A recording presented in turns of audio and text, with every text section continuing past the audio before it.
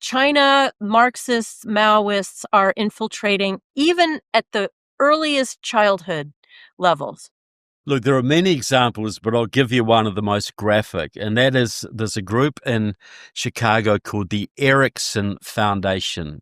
It's named after Erik Erikson, a Marxist psychologist who gave us the term identity crisis. You've all heard of identity crisis. He used to speak at the California Labor School, the Communist Party school in California, and he was thrown out of Berkeley for refusing to sign a loyalty oath back when Berkeley was still sane. But anyway, it's named after him. It's set up by a woman called Barbara Taylor Bowman. Now, Barbara Taylor Bowman comes from a Communist Party family in Chicago.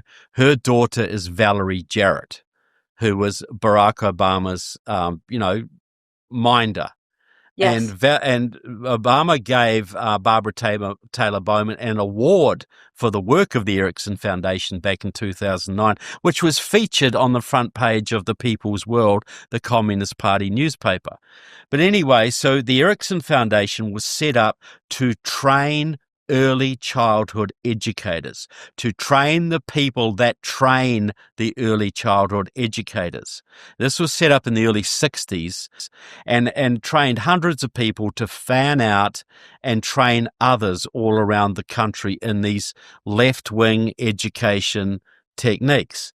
But in 2017, this group set up a formal partnership with the Chinese Children's Press and Publications Group.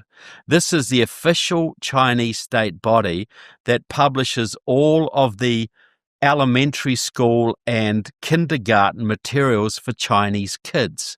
And they have things like poems about Xi Jinping, about poems about Marx. They also publish the publications of the Young Communist League of the Chinese Communist Party. It is the main publication source for all the early childhood education materials in China.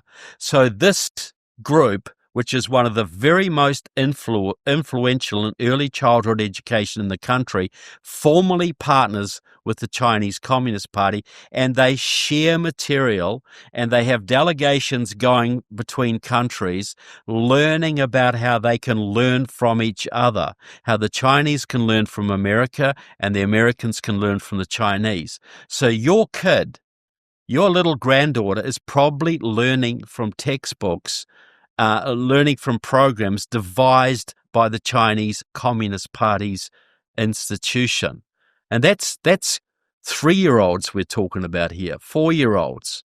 So they're getting these racial messages even this early. They're getting these gender affirmation messages. They're getting all this stuff to cause massive cognitive dissonance.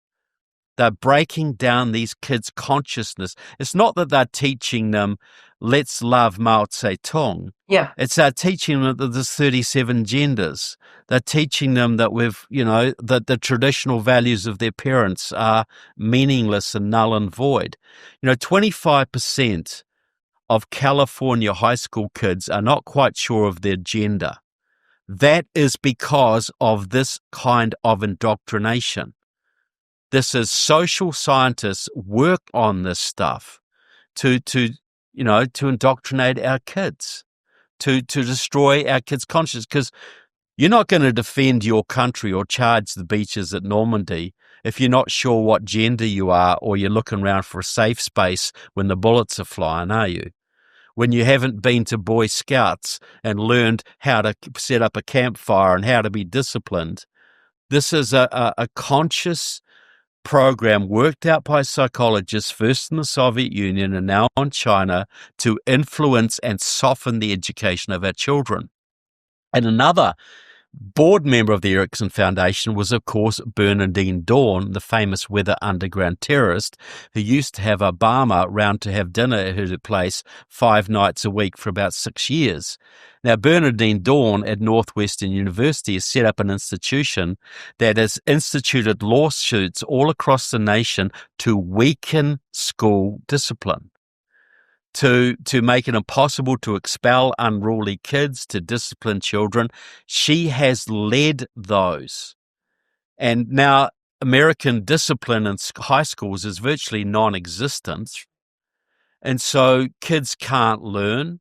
They don't learn. So that's another bunch of kids who are never going to be rocket scientists, who are never going to be military geniuses, who are going to be dependent on the states and probably develop drug and psychological issues because they were never disciplined at school.